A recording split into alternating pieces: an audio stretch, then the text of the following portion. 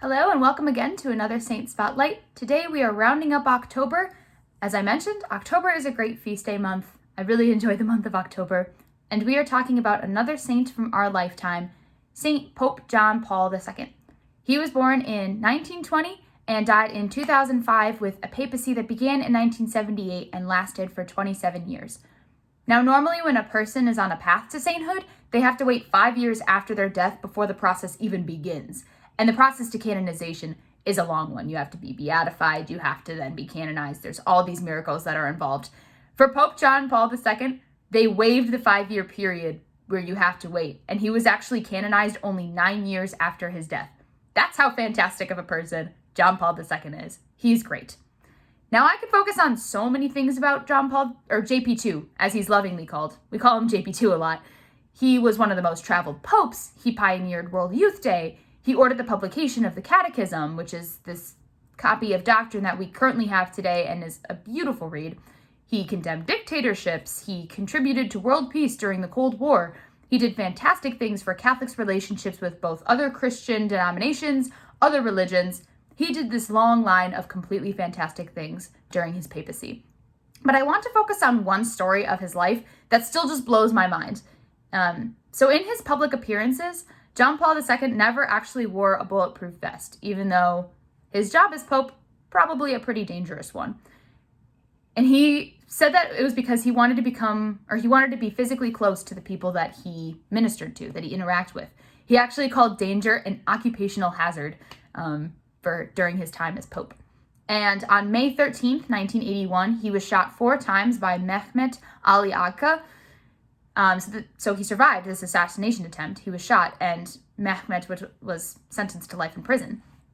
Now, if someone tries to kill you, you may have a bit of a complicated relationship with them. Forgiveness may be difficult. But JP2 actually urged people to pray for his shooter, who, in his words, he has sincerely forgiven. And his life was living proof of this. He wasn't just speaking words and not following through with actions. Because 2 years after this happened, he visited his shooter in prison and reaffirmed this forgiveness. And flash forward a few years after, he was pardoned in 2000, he was released from prison, and in 2014, this man who shot John Paul II actually laid white roses on the tomb of JP2. That's incredibly powerful. That's so powerful. And it reminds me very much of Jesus's words during his passion, during when he was being tortured and put to death on the cross, for the people who tried to kill him. Jesus said, "Father, forgive them, for they not know what they do," as he's literally being tortured by them.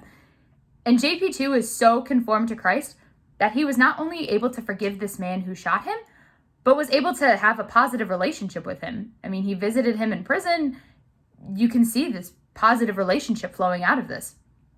And this man shot him. That's like a very intense thing. And forgiveness is something that many people struggle with. So if you struggle with forgiveness and you may be watching this video and a situation immediately comes to mind for you that you desire to really hold a grudge on, my request for you this week is to bring that to prayer to God.